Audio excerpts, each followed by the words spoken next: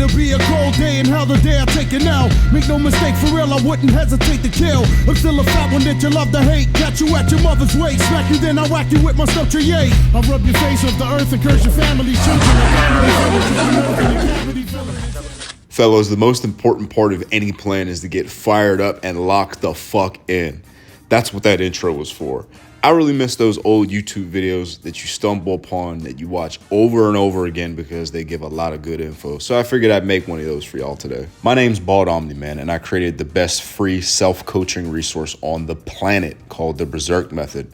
And I'm an advanced lifter that continues to make year-over-year improvements. There hasn't been a single year since I started my channel where I haven't gotten notably more jacked, because my training methods are effective and they work well for most people. I have a simple diet, mindset, and training template that y'all can add to your own routine today that'll make a massive difference for you. So if you like this video, or you thought that intro went hard, please like the video now so that we can get this out to as many people as possible. Let's start off with the diet stuff, because that's very simple. And I keep it pretty simple because it doesn't need to be complicated at all for you to gain muscle strength and facilitate good training and have good habits.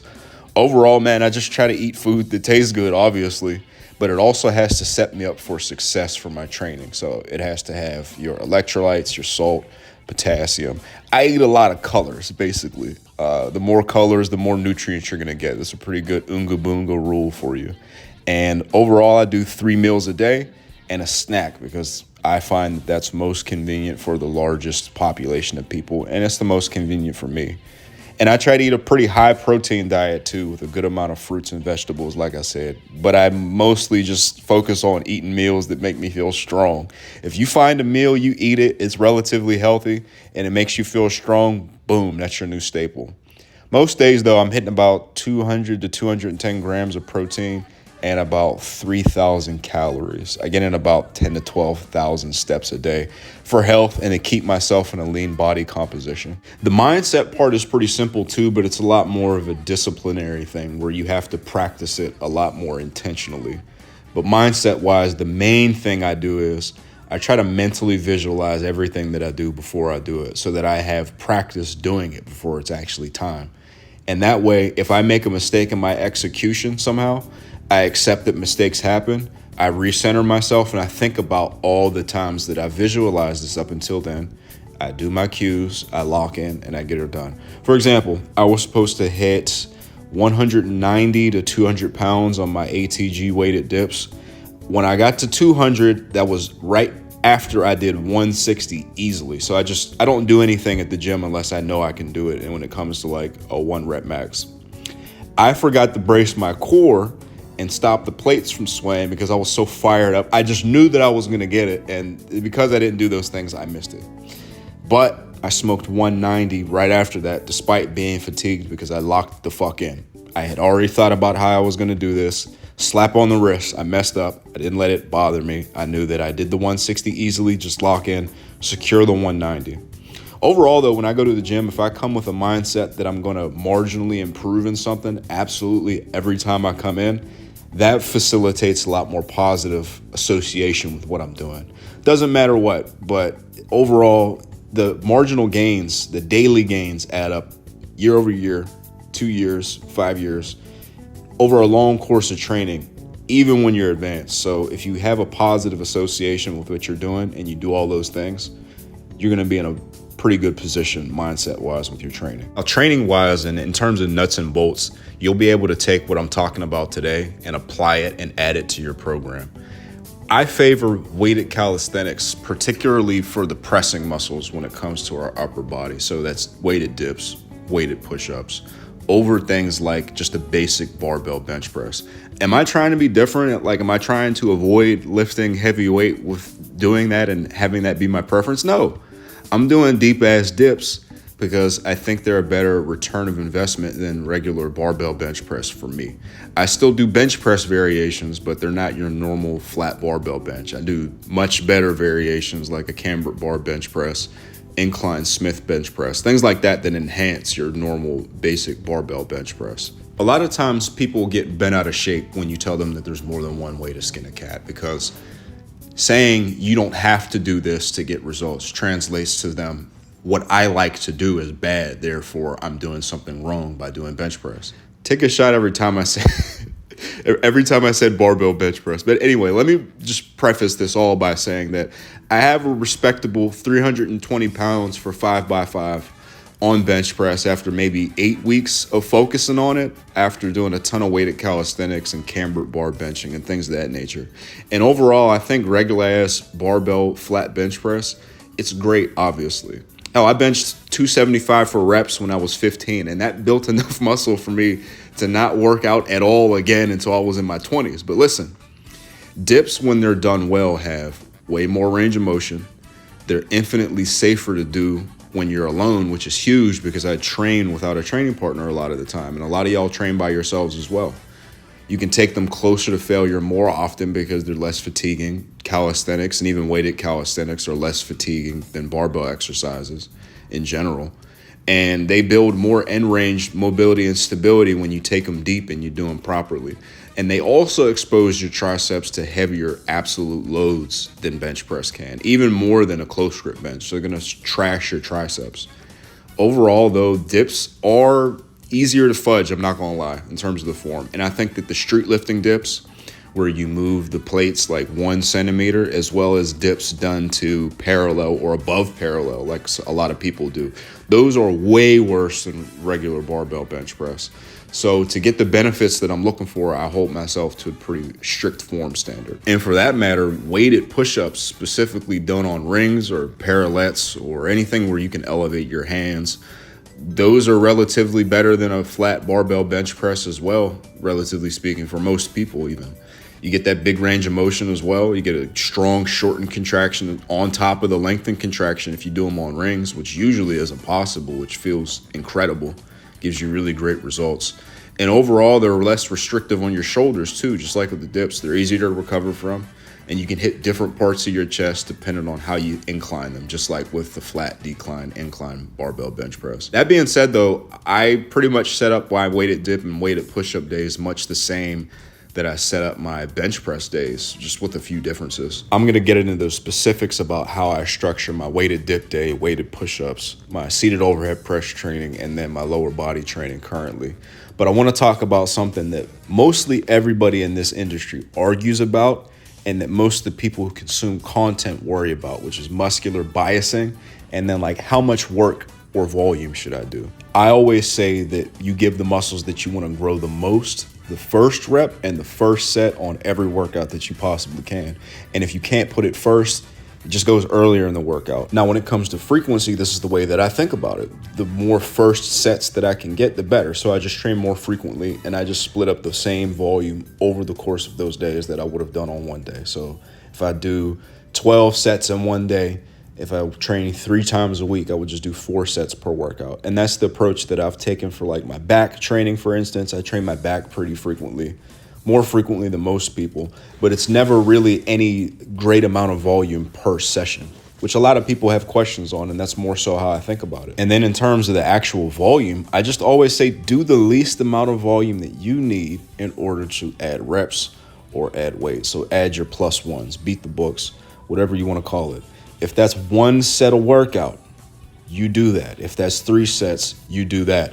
I say in all my programs, you can absolutely add more volume, but if you're adding reps and you're adding weight, I don't believe it's the volume in of itself that is growing you. It's the increase in strength that's growing you at the end of the day. The volume can help you get to the strength increase, but we're not adding volume just because we like to do it. You know, so if you can grow off that 1 set or those 3 sets or however many, you do that. But people like numbers. So when it comes to upper body, between 8 and 12 sets per upper body exercise and per muscle group, that's usually a good starting point. And then for lower body stuff, the loads are heavier. It's bigger ranges of motion because your legs are longer than your arms. 6 to 10 sets for lower body stuff is a safe bet for most people just to start off with. But I always say, again, start with the lower amount. So start with like 8 sets per body part for upper body and then like 6 for lower body. There's some major key things that I make sure I hit on with all of my training sessions, no matter what I'm doing. You got to get a pump, not just because it looks cool and it feels good. I'll explain why, but you got to get a pump. You have to have your meat and potatoes work that you're using as your performance metrics. Like if I'm not getting strong at X, I'm not getting bigger, basically. Then you have your stuff that assists that and works a different physical quality. Then you have your isolations and things that increase your work capacity. So there's a bunch of things that you need to hit, but they're very easy to check those boxes. In terms of my weighted dip sessions, like I said, I set them up pretty much like how I would set up a good bench program. Like when people used to ask me in DMs, like, how do I get stronger at weighted dips? Just to give them a short answer without talking their head off, I'd say take your favorite bench program and just replace bench with dips. That's the first thing. But the second thing you want to consider is that, like I said, because they're weighted calisthenics, you can train them harder more often because they're just not as fatiguing as a barbell bench press. So I can comfortably train at a 3 times frequency for upper body, and it's not gonna beat me up as much as a 3 times bench frequency has in the past, which was still doable, but this is a lot more doable. And because I have more energy after the dips than I say do on a bench press, I'm able to push like my accessories harder, my isolation harder. So overall, I take that into consideration with the types of exercises that I pick. Typically speaking, when I'm doing a lot of benching, I'm not going to do a whole lot of tricep extensions. I'll do some, whereas on a weighted calisthenics program that's using push-ups and dips as that main pressing variation and overhead press, I'm doing extensions on every workout because I can, and they're overall more stimulating to your triceps, in my opinion, than press downs are. I talk a whole lot about my tiering system, where you have your tier 1 lift, the weighted dips that you're trying to build up. That's a predictor of your year-over-year strength and muscle size. Then you have your tier 2 lifts that assist that, and then the tier 3 exercises that round out the corners. Something that will also come into play with that tier system is just making sure that you have something that facilitates good blood flow, whether that's a muscle group that you're actually working in the compound movement or one that tends to get beat up. So something that I've added in lately that I've kind of lost sight of on my weighted dip that has allowed me to recover a lot better is elbow recovery. I used to always do in the past a lot of band press downs when I would work out my upper body. I don't really particularly like doing that anymore just because I found it boring. But what I found is we've all gotten into the habit of doing a lot of stretched bicep curls, and it's the stupidest thing ever. But if your bicep tendon is achy, it's going to reduce your performance on your presses as well. Not only just your bicep stuff, your presses as well. So I started including a lot of spider curls and overall stuff that biases that shortened contraction as well. And that's something that I think you need to take into consideration with any training day that you have. You want to work the stretch because that's where your most stimulative movements are coming from, like your big range of motion exercises. But that squeeze, it not only does it give you a good pump and it feels good, however, it also promotes longevity and recovery. So I just make sure that I include some of that on my weighted dip day as well. That's the Berserk method, or at least part of it when it comes to the programming. There's more that comes into play with self-coaching. You watch that 2024 edition so you can get more insight on that. It's fully timestamped. But in terms of the exercise slots, pretty similar on the push-up day and the weighted dip day. So I'll just go over that real quick. You have your main press of the day, so that's your weighted dips or your weighted push-ups. Then you have your main pull of the day. I like chest supported rows, whether that's with dumbbells or my new Omni bar or any cambered bar where you can, dig into the lats really well because it has a neutral grip handle. And the camber so you can get a good range of motion as well, like the dip in the middle of the bar. Then you have your assistance press. I like ring push-ups or my high incline Smith machine bench press or cambered bar bench press. Any of those three will do really well on any of those days.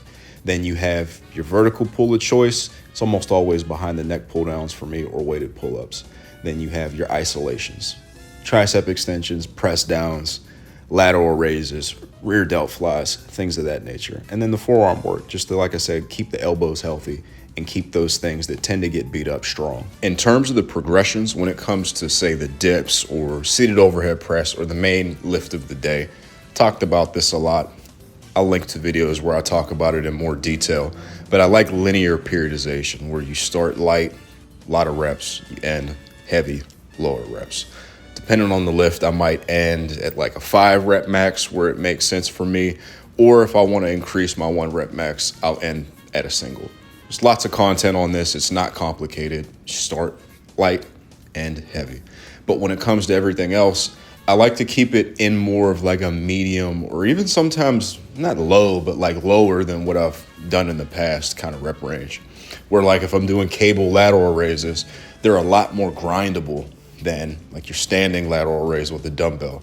So I just push it in a relatively lower rep range. I might even just, the first set might be 6 reps. You get fatigued, your last of the 3 sets might be like 4 reps or 3 reps or something like that. I find that it's just a lot more, not time efficient, but it's just a lot more fun for me to have a lower rep range because I reach failure or inappropriate intensity a lot quicker. And that's, of course, lift dependent. There are other lifts where I'm like, it makes more sense to keep it in a higher rep range. So like hamstring curls, for instance, I like that in a higher rep range. Or honestly, if I'm just trying to show off and take a respectable weight and then see if I can do like 30 reps with it, you know what I mean? But you can't go wrong with any rep range, but like that medium to like up to 12, 15 rep range is the highest that I go in general on those assistance and isolation exercises. And when it comes to the higher end of that rep range, I tend to like to delegate those pump-based movements that I just talked about that you want to have in there for longevity and to fill in extra volume as well. Just because, like I said, you're trying to get a pump, right? You need to do higher reps. So most of the time I'll delegate that higher end of that rep range for that because it makes sense. It's synergistic in that way. So just to review before we get to the final section where we talk about the overhead press, you have a simple diet where you eat a lot of colors, you eat stuff that makes you feel strong, you eat a lot of protein. When it comes to mindset, you visualize what you're gonna do before you do it. And then that way, when you make a mistake, you can just fall back on not only what you physically practiced, but what you've mentally practiced so you can lock the fuck in. When it comes to the programming, I like to bias weighted calisthenics. And when I want to bias a muscle group, it's real simple. You do an appropriate amount of volume to get to the progressive overload, and then you put it as early in your program as possible, and first, if you can, as often as possible. It's the high-level breakdown. If you want the specifics, this video is meant to be rewatched, so please rewatch those sections of the video. The easiest way to talk about the overhead press is to just talk about the nuts and bolts and what I'm thinking about while I'm doing it.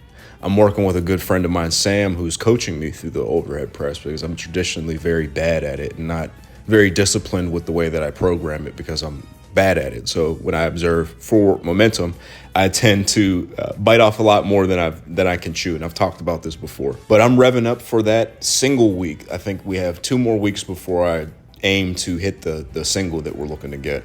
I did 215 for a set of 3 for the top set with long pauses. I've talked about this before. I like pausing, holding tension into the bar as opposed to pausing, releasing the tension at the bottom, just because I feel like it's better for hypertrophy and it's a lot better of a strength developer. And it's allowed me to have a lot more punch because typically for me, it can explode off of the bottom, like no matter what. But when it comes to the lockout, I don't have that punch to punch through that. Whereas pausing, holding tension at the bottom has allowed me to develop that power, in addition to other things that I do as well on this overhead press program. Another one being the behind the neck press. He wrote down for me today to chip, it was like 12 or 13 reps with this, and then we'll load up some more weight and start doing a lower rep range. I like doing these in a pump capacity, but like I got 14 with this, so it is time to like load up a little bit of extra weight because it's been this entire training cycle up until now doing higher reps, like sets of up to 12 or 20 depending upon like what the weight was. But I am feeling very good for this single week moving up. We have everything on this day, I think, at 2 sets per exercise, other than like the main overhead press work, which is the top set and then 2 back off sets. Just happens to be like a single and then like some triples because of, or rather some triples and then some more triples because of how heavy the weight is. But before it was like top set of 8 and then back offs, or top set of whatever and then back offs. And then before that, it was like, here's a given weight. You do 3 sets and you just rep it until you have like 2 more in the tank. That's pretty much how we laid that out.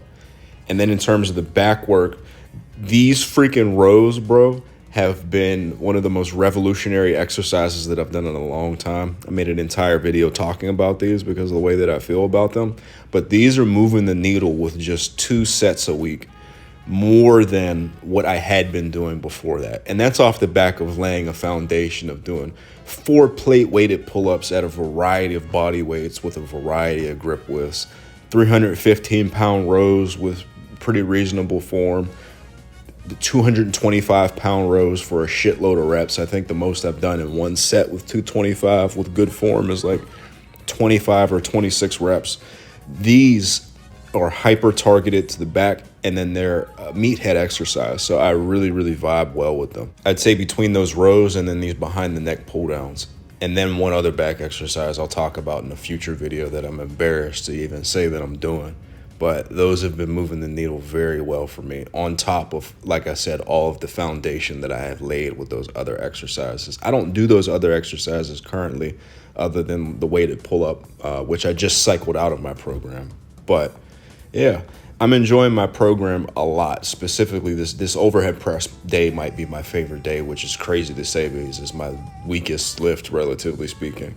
The way that it's structured is pretty similar to how you would see a bench program structured, other than the fact that we're replacing the bench exercises with overhead exercises.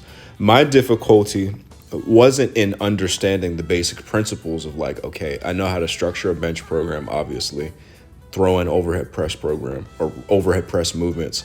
My problem was in the discipline and the pacing of the program, meaning like adding weight at an appropriate pace, and then also having in the right assistance exercises. This is hyper targeted to what I need, and it's working really, really well. Something that I took the liberty of adding on this day just for some extra elbow recovery were the spider curls that I mentioned earlier. When I do these, they're shortened biased. I like doing them in drop sets just to pump maximum blood into the elbow.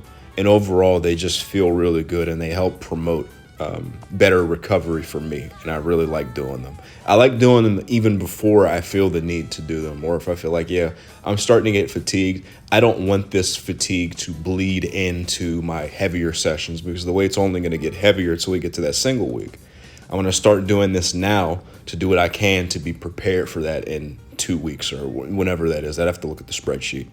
But I do these for drop sets on the first set.